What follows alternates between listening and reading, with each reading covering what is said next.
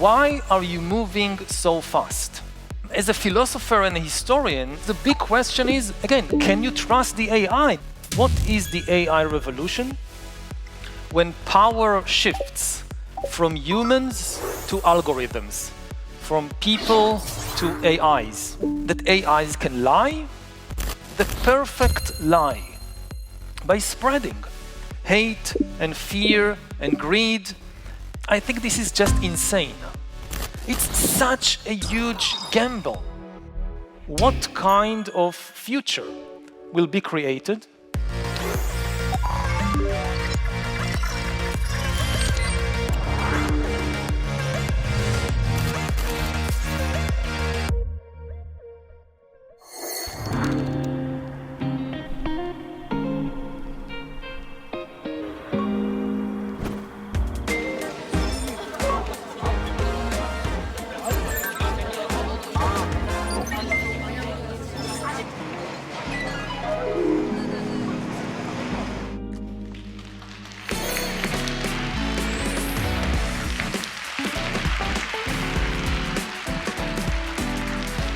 네, 안녕하세요, 여러분. 네. 올해 2025년 굉장히 중요한 행사가 경주에서 열립니다. 혹시 알고 계세요? 네, 에이펙 정상회의가 열리게 됩니다. 그래서 관련 홍보 문화 행사도 진행이 되는데요. 국제 경주 역사문화 포럼, 그리고 21세기 인문가치 포럼도 열리게 돼 있는데요. 그에 앞서서 사전 행사로 오늘 이렇게 저희가 모였습니다. AI 시대 인간의 길 이라는 주제로 특별 대담 자리를 마련을 했고요. 시간 더 낭비하지 말고 우리 하라리 교수님 만나 뵙도록 하죠. 네, 모시도록 하겠습니다. 뜨거운 박수로 맞아주십시오. Very nice to meet you. Hello. Hello. So nice to meet you. Can I have a seat here?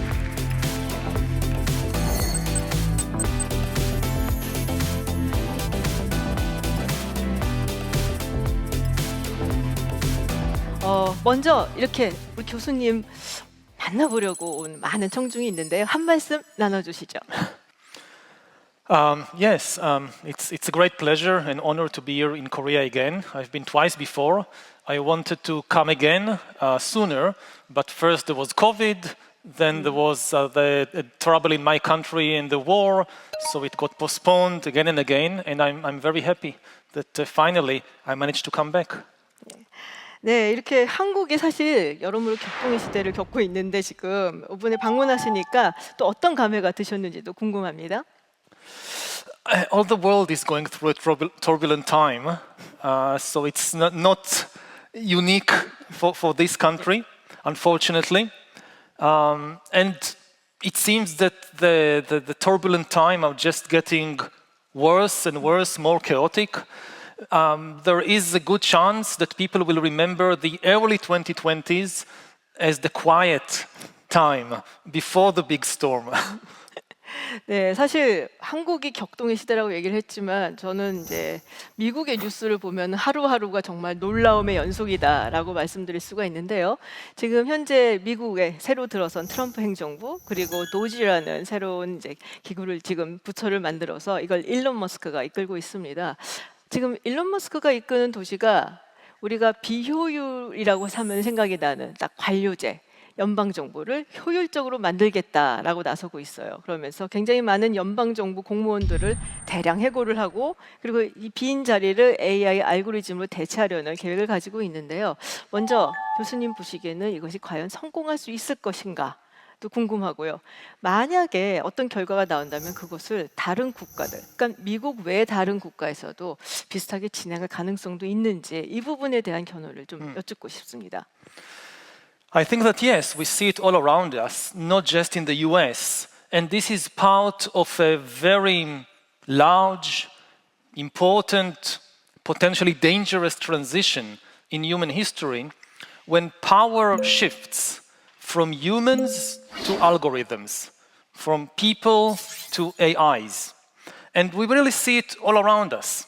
So it's very now clear in what is happening in the US administration. They say they are against bureaucracy, but actually they are only against human bureaucrats. They're just taking the power away from the human bureaucrats and officials and giving it to algorithms and to AIs. And we've seen it before in other areas of life, for example, in social media, and generally in the media, in the news. If you think about the power of editors in the news in the 20th century, editors used to be some of the most important people in the country, some of the most important people in society. Mussolini, for example, before he was dictator of Italy, first he was a journalist, then he became editor of a newspaper, and then he became dictator. This was the level of promotion: journalist, editor, dictator. Lenin also, before he was dictator of the Soviet Union, his one job basically was editor of a newspaper. This is how he gained power and became influential.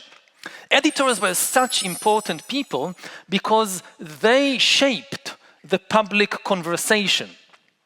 An editor of a newspaper who decides what will be published on the front page of a newspaper actually decides what millions of people who read the newspaper will be thinking about and will be talking about. It's the power to shape the conversation and to shape human thought. Now, this power, if you ask yourself, who are the most important editors today? What are their names? They have no names because they are algorithms. In the field of news and media, the shift has already occurred. In social media, who edits? Not human beings. It's algorithms that edit our news feeds and thereby determine what the public conversation will be about. What will people be thinking and talking about? This is immense power. And we just talked about this wave of chaos and turmoil that engulfs democracies, societies all over the world. And it has different reasons, but one of the main reasons is that we gave the power to shape the conversation to algorithms. Democracy, in essence, is a conversation. Dictatorship is dictate. One person dictates everything. Democracy is a conversation between many people. And the people who shape the conversation, they can make or break democracy. And now, when it's not human beings who shape the conversation, it's algorithms, what happened in the last few years is that algorithms really destroyed the human ability to converse. We have the most sophisticated information technology in history, and people are no longer able to talk with each other. They can shout at each other, but they can no longer hold a reasoned conversation and agree on facts. And one of the main reasons for that is that the social media algorithms that now shape the conversation, they deliberately, over the last decade or so, spread fake news and conspiracy theories and hatred and animosity. Why? Because it was good for business. The business model of many of the social media platforms privileges what is known as engagement, user engagement, which sounds very good. Who doesn't want to be engaged? It sounds like a nice word, engagement. But it actually means that they want to keep people as long as possible on the platform. And the way to do it, or more correctly, the algorithms that were tasked with increasing user engagement, make people spend more time on Facebook, make people spend more time on TikTok, on Twitter. The algorithms that manage these platforms, they experimented on millions and millions of human beings, like guinea pigs, and they discovered something. They discovered that if you want to increase user engagement, if you want to keep people more time on the platform, the easiest way to do it is to press our emotional buttons, the fear button, the anger button, the greed button, if you show people something that makes them angry and full of hatred, they stay longer. They had no bad intentions, these algorithms. They have no consciousness, they have no feelings, they don't hate anybody.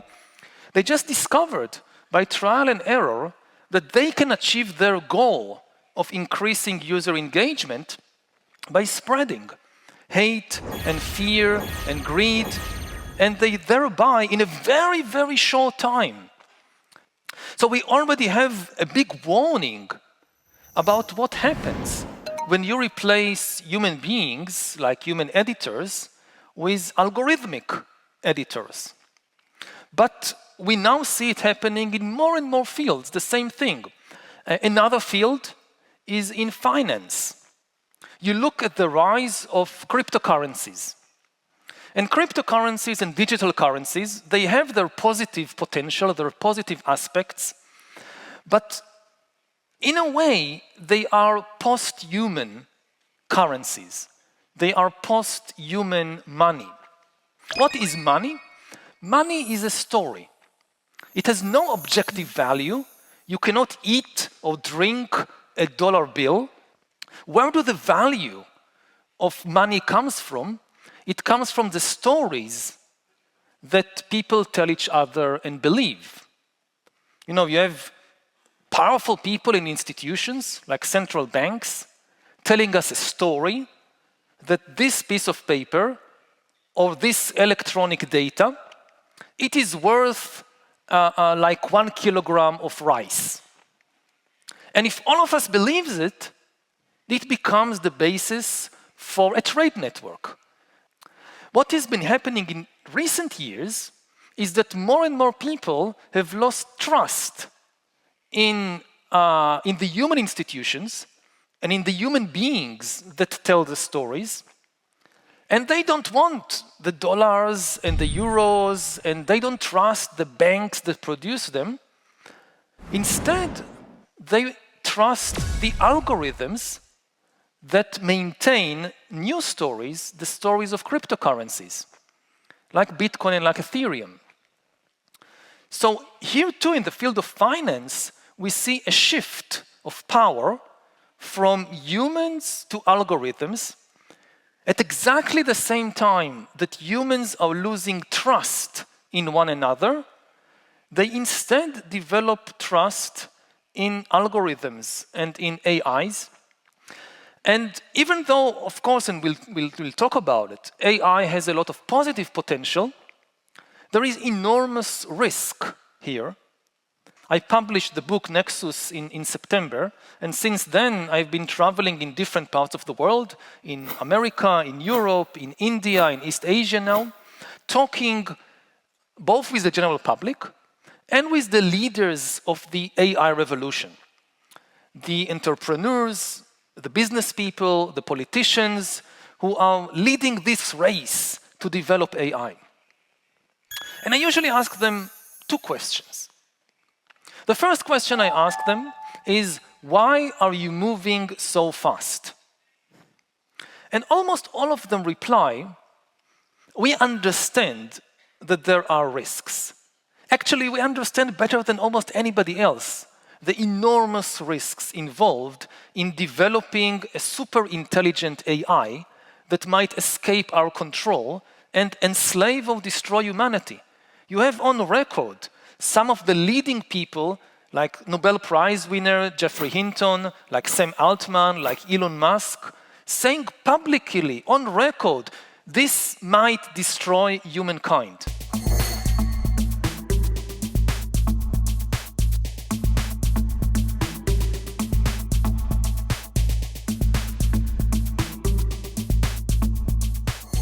So they say, we know it's dangerous, but we have to move fast because we cannot trust the other humans.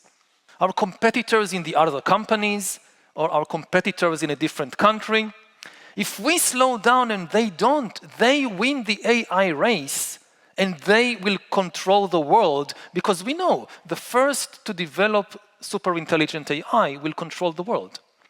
This is why we cannot slow down, because we can't trust the other humans. Then I ask them the second question. Do you think you will be able to trust the super intelligent AIs that you are developing? And the same people who just told me they can't trust other humans now assure me, yes, we will be able to trust the AIs. And as a historian, I think this is just insane. We have thousands of years of experience with other human beings. We know, to some extent, we understand human psychology, human biology. We know that humans crave power, but we also know that there are good sides to human nature. There is compassion, there is the desire for truth. We understand, to some extent, how to check the pursuit of power, how to build trustworthy relationships with other human beings. In contrast, we have no experience with super intelligent AIs. We've just produced them.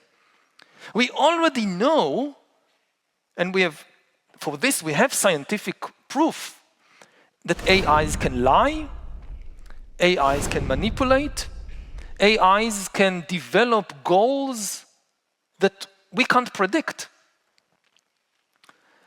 So we have no idea what might happen when we release millions of super intelligent AIs to the world and give them the power to manage the news and to manage the financial system and to manage the government.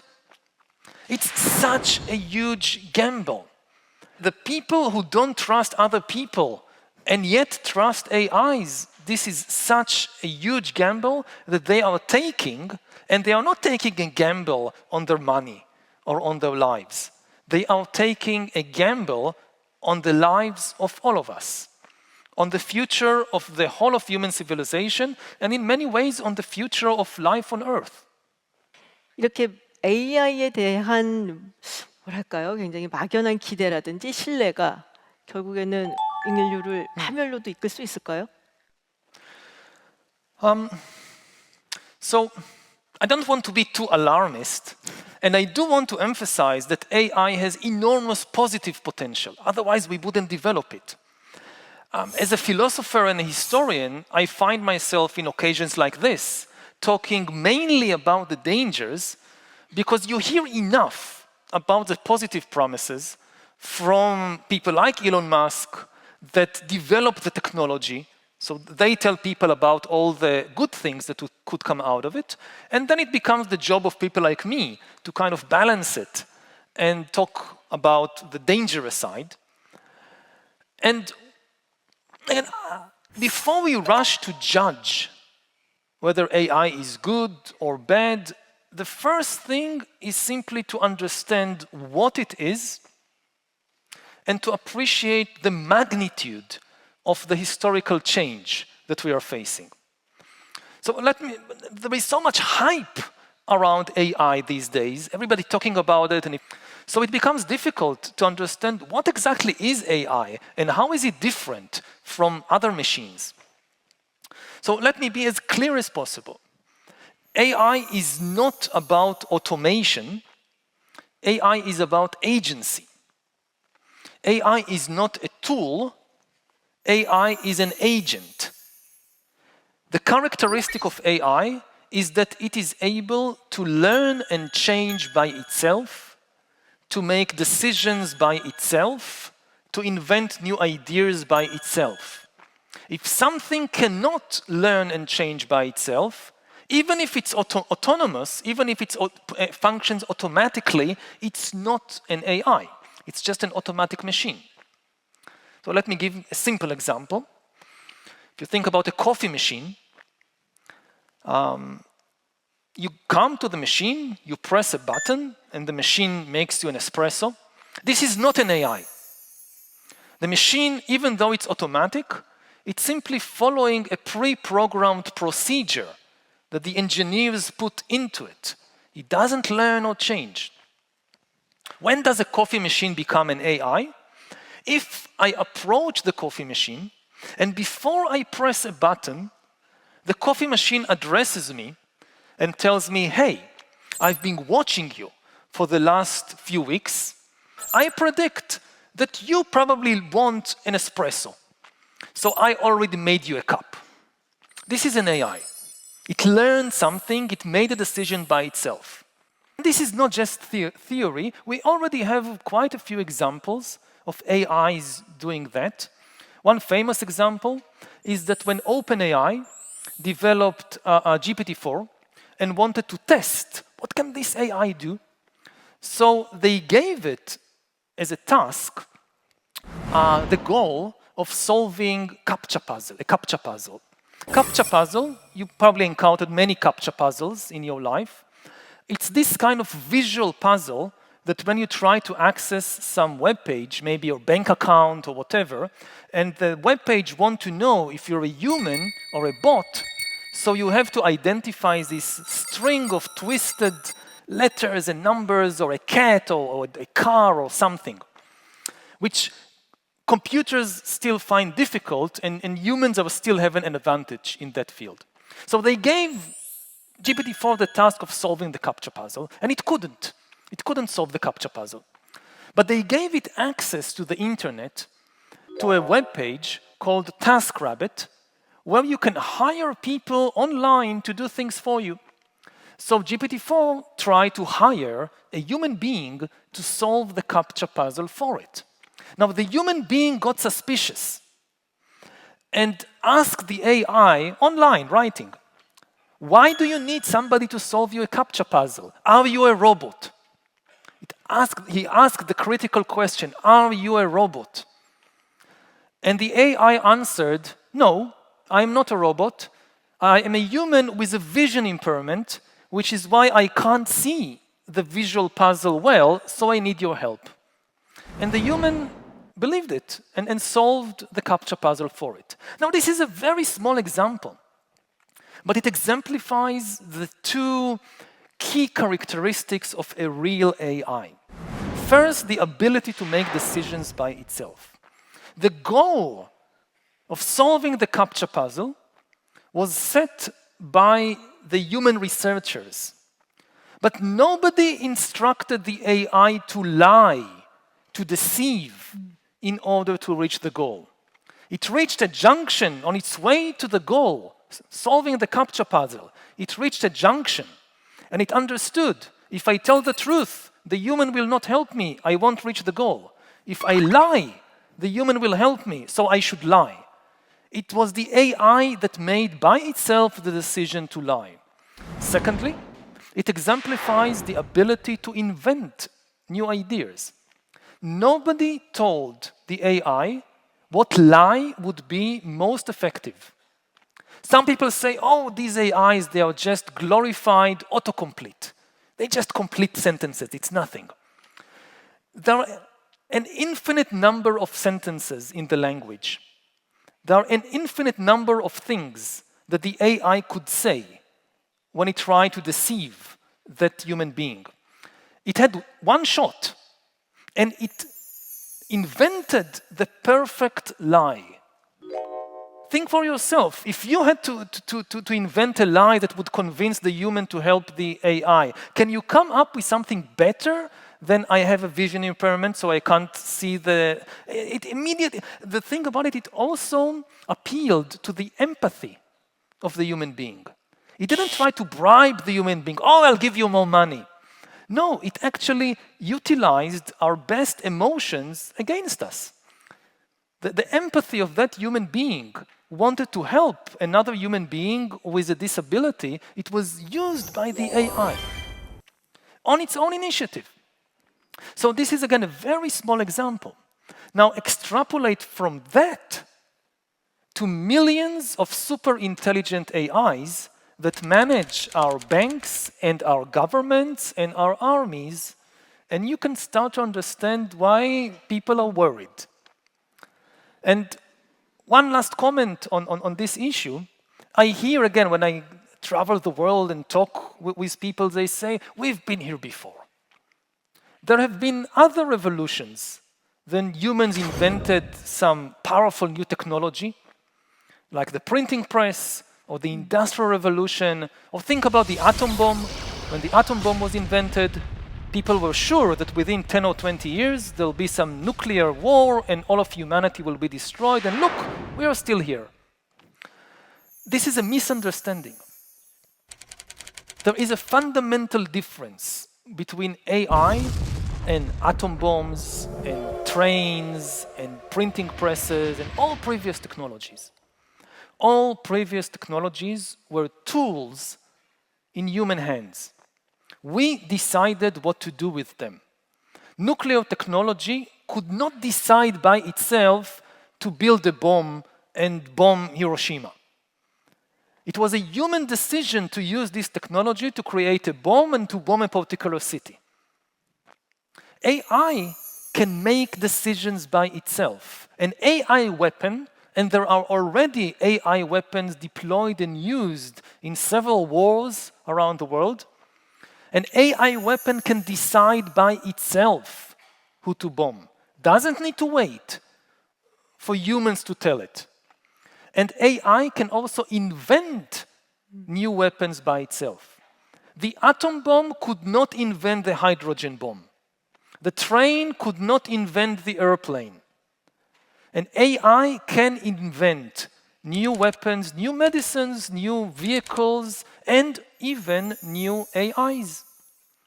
So, for the first time in history, we are encountering something that can take power away from us, because it can make decisions by itself and invent new ideas by itself. And this is why it's so worrying that we see people like in the US government that rush to give power to the AIs.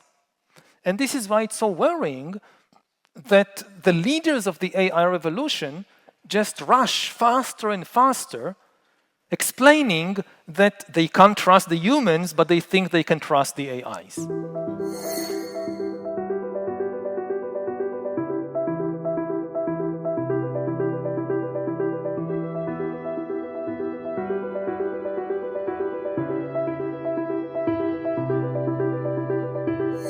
사실 제가 교수님의 책 넥서스를 읽고선 굉장히 흥미로웠던 부분은 우리가 정보에 대해서 얼마나 순진하게 생각하고 접근하는가에 대한 경고였거든요. 우리는 보통 정보를 확장하고 많은 사람들이 알게 되고 진실에 접근을 하게 되면 사회도 지혜로워지고 잘못된 판단도 내리지 않을 거고 아주 행복하게 잘 살 거다라고 생각을 하지만 대단히 순진한 접근이다라고 말씀을 하셨어요. Yeah, I mean, there is a very naive view of information, which unfortunately is very common in places like Silicon Valley and leads to big mistakes. The naive view of information says that information is truth.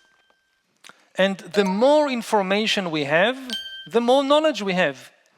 And if we invent technologies that spread more information more quickly, this will spread the truth, this will spread knowledge, and the world will become a better and better place. Look at previous inventions like the printing press, which led to the scientific revolution. The same thing now, we invent social media, we invent AI, it will lead to a wonderful results. Now this is a big, big misunderstanding. Information isn't truth. Truth is a very small subset of the information in the world. Most information is fiction and fantasy and illusions and delusions and lies. Why is the truth so rare? Because the truth suffers from three disadvantages compared to fiction and fantasy. First of all, the truth is costly. If you want to write a truthful account of anything, of an economic crisis, of a historical event, of a physical phenomenon, you need to invest a lot of time and effort and money in collecting evidence, analyzing it, fact-checking. It is costly. Fiction, on the other hand, is very cheap. You just write the first things that comes in your mind. No need to bother about evidence and fact-checking. Very cheap, very quick. Secondly, the truth is often complicated because reality is complicated. An economic crisis, an epidemic, these are complicated things. So if you want to know the truth, there is no simple story that will explain it. But people like simple stories. And fiction can be made, again, as simple as you would like it to be. Third, the truth is sometimes unpleasant, even painful. The truth about me personally, or the truth about my nation, or the truth about humanity, it contains some painful episodes. This is why I say people go to therapy, because they need to help in simply acknowledging the painful parts or the painful habits of their lives. Fiction, on the other hand, can be made as pleasant and flattering as you would like it to be. So in a competition between costly, complicated, and painful truth and cheap, simple, flattering fiction, fiction wins. So the world is flooded by enormous amounts of fictions and fantasies. And there is, of course, some truth also, but it demands a special effort to find the relatively rare gems of truth in the ocean of fiction and fantasy and illusion. You just release all barriers to the flow of information, and the truth will float to the surface. It won't. If you just create a completely free market of information, the truth will sink to the bottom under the ocean of cheap fiction and fantasy and illusion.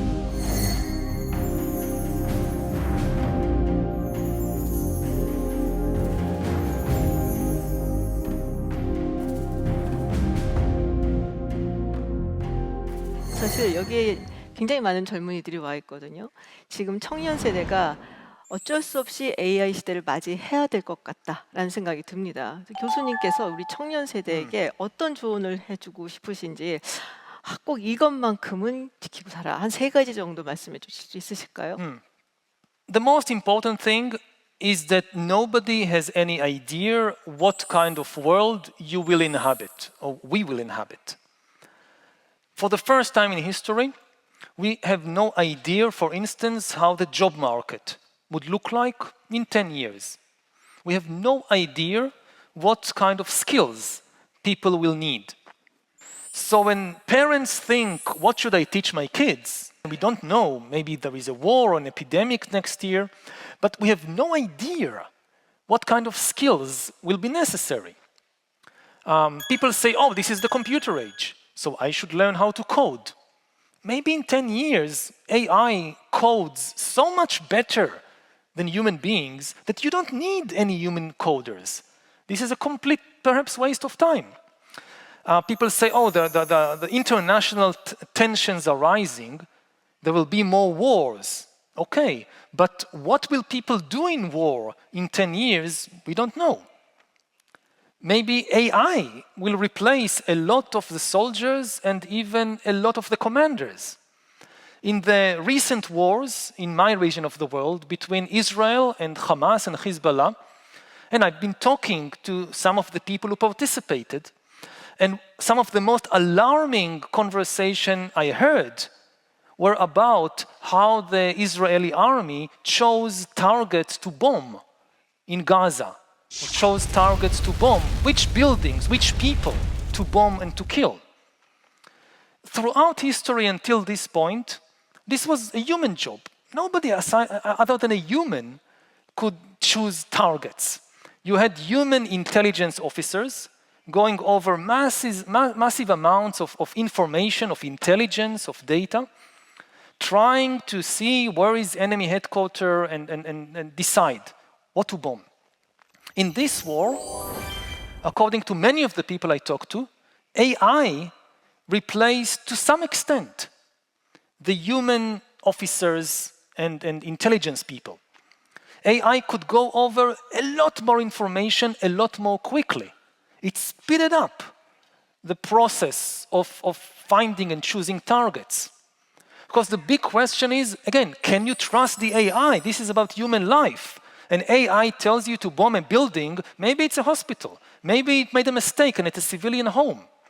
So to what extent were humans still in the loop, checking that the AI did not make a mistake?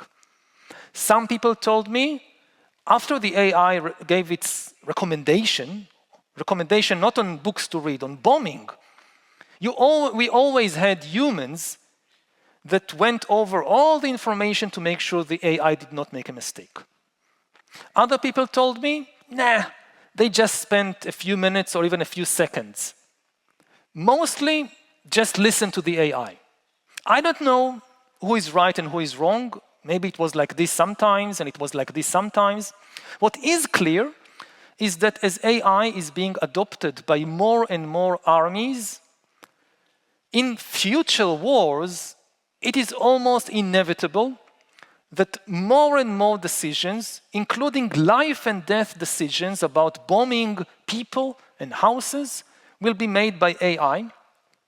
Because once both sides in a war have AI, the side that waits for humans to verify and vet the AI will lose, because this is much slower. If you have two drones or two whatever about to shoot each other, and one drone has to wait for these slow human beings to make up their mind, whereas the other drone just shoots, because the AI said shoot, it's obvious who is going to win. So even in the army, we don't know what people will be doing in 10 years. What does it mean for young people today? It means two things. First, that the most important skill to develop is the ability to keep learning and changing throughout your life, to develop a flexible mind. The old model of education was that as a young person, you master some skill, and then throughout your life, you use that skill. Of course, you get better, you get more experience, you learn things, but mostly you rely on the skill you acquired as a young person. You stay in the same profession, sometimes the same job, throughout your life. This is no longer tenable. The job market will change more and more rapidly.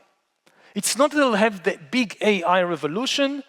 For a couple of years, everything is chaos, and then things settle down to some new equilibrium. It won't be like that. It will be a cascade of ever bigger disruptions. AI will make a huge disruption in the job market in the next 10 years, and an even bigger disruption in the following decade, and an even bigger disruption in the following decade. And to stay relevant, people will have to relearn and kind of reinvent themselves again and again throughout life. So you need a very flexible mind. This is the most important skill. The other point is that it's better to have a broad set of skills and not focus just on one thing like coding computers. And very generally, humans have three types of skills. We have intellectual skills, like reading lots of articles and analyzing them and then writing an article, which is what people like me do, scholars. You have social and emotional skills of how to relate to other people. And you have motor skills, bodily skills, like if you play football or if you play the violin, you need to exercise your body in a particular way. Now, the safest thing is to invest something in all of the three domains, because the easiest jobs for AI to automate are the jobs that only involve intellect. Any job that involves only intellect will be easily automated. Like if you're a banker, an investment banker, and you just go over lots of data to decide where to invest the bank's money, easy to automate. If you're, say, a doctor who doesn't care much about the social relations, you just look at the patient's tests and medical records and diagnose a disease and recommend a treatment. You're basically just data in, data out. This is easy to automate. In contrast, if you're a nurse, that needs, of course, intellectual capabilities, but you also need social and motor skills, let's say to change a bandage or give an injection to a crying child. This is not just intellectual work. You need to know how to relate to the child, how to do it in a less painful way. This is much more difficult to automate. So that's kind of my two pieces of advice is, first of all, flexible mind, being able to keep changing throughout your life, and a broad rather than a narrow set of skills.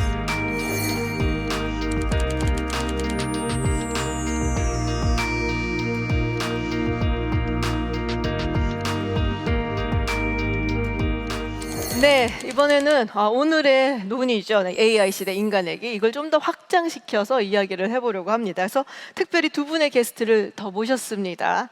네, 전병근 대표님 그리고 강연아 교수님 이 자리에 모시도록 하겠습니다. 뜨거운 박수로 환영해 주세요.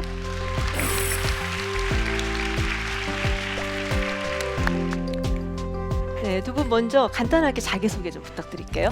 네, 안녕하세요. 연세대학교 언더우즈국제대학 용합인문사회과학부 강연아입니다. 반갑습니다.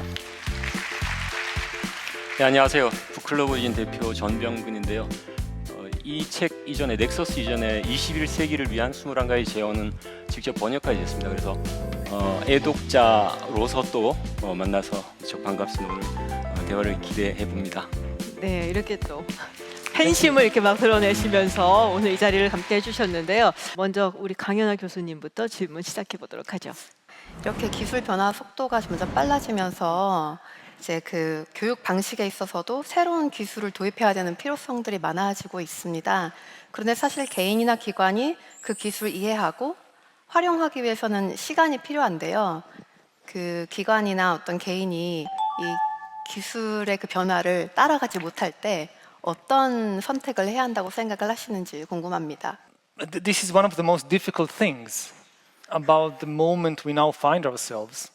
This is why it's a problem that the AI race is moving so fast. Humans are extremely adaptive animals. We are very talented. We have a real depth of ability to change. So we can adapt, but we just need time. And one of the problems with AI is that it not only is moving so fast, because it's a non-organic agent, it's not like a human or an animal, its time scale is different. Most clearly, organic beings, like human beings, animals, plants, we work by cycles, like day and night, winter and summer, growth and decay. Sometimes we are very active, and sometimes we need time to rest, to sleep, to digest. AI is not organic. It has no cycles. It never needs to rest or to sleep. And as AI takes over more and more of the systems of the world, it doesn't give us time to rest, to sleep, to adapt. Think about even something like the market, the stock exchange. Wall Street, the most important financial center of the world, it is officially open only Mondays to Fridays.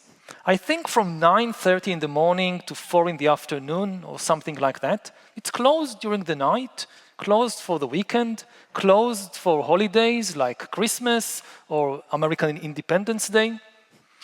And this is good for humans because, you know, bankers, investors, they're also human. They want to spend time with their family. They need to sleep. Now the market is being taken over by algorithms that have no families, that don't want to go on vacation, that don't need to sleep. And as a banker, you find yourself that if you want to stay in the game, you have to adapt to the inhuman pace of the algorithms, which is impossible. If you force an algorithm, if you force a human being to be active all the time, eventually they collapse and die. So the question is not just how not to stay behind in the educational race, how to maintain a human pace of life in an increasingly inhuman, algorithmic world. And I think it is essential for us to slow down the algorithms, otherwise we can't survive. People feel that I need more and more information. And more information isn't always good for us. It's like food. If you just eat all day, it's not good for you. You need time to digest what you ate. You need time to rest, to digest, to contemplate, to meditate on all that. Personally, even though I'm in the midst of this kind of AI revolution, we must move faster, we must act, I still try to take 2 hours every day to meditate. And I go every year for a meditation retreat of between 1 month and 2 months. I just did one in January and February this year. And I think especially in a time when everything rushes more quickly, at least personally, we need to slow down, otherwise we collapse. 그래서 인류가 보면 같은 인류라고 하더라도 양극화가 점점 되어가고 부의 양극화뿐만 아니라 기술의 양극화가 점점 우리의 삶 자체도 갈라놓는 상황에서 교수님은 그런 문제를 어떻게 생각하시는지 의견을 듣고 싶습니다. Previously, workers had at least the power, say, to strike. Like the big companies or the government does something they really don't like, they can go on strike and paralyze. Like, I don't know, truck drivers, taxi drivers, they could strike.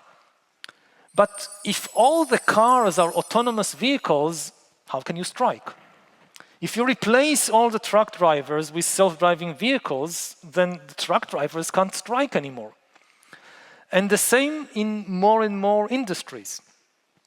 So this danger of growing inequality is also within societies. This is not, of course, inevitable. It's not like a prophecy that this is bound to happen. It depends on the decisions we take in the next few years. What kind of future will be created? One of the most important lessons of history is that technology is never deterministic. You can use exactly the same technology to create completely different kinds of societies. The technologies of AI and other new inventions, they will definitely change the world, but they open the way to very different scenarios, and hopefully we will make wise decisions how to use them.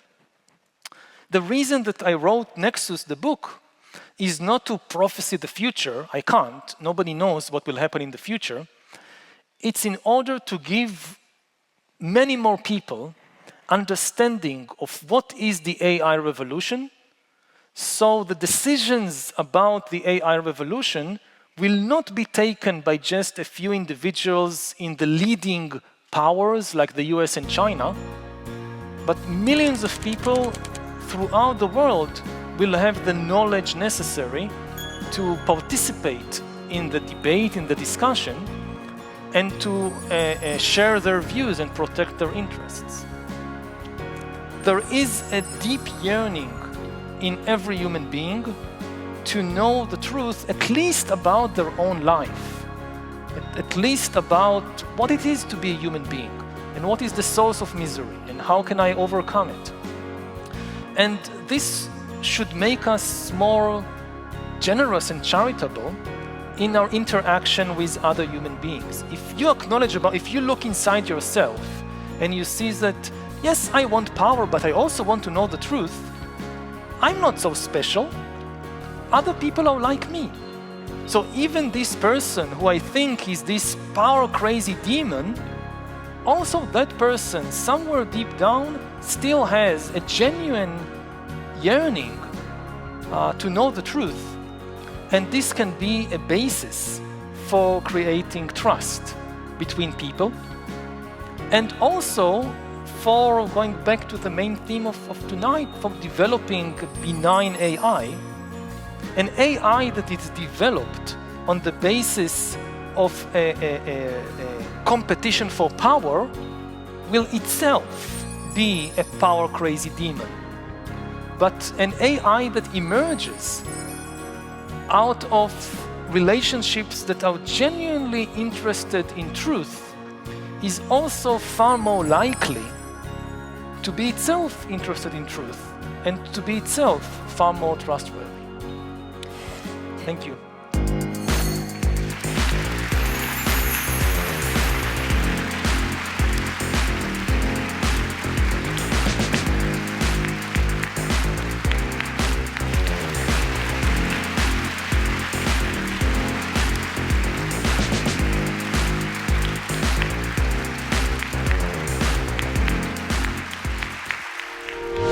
의견 있는 경제 채널 SBS 비즈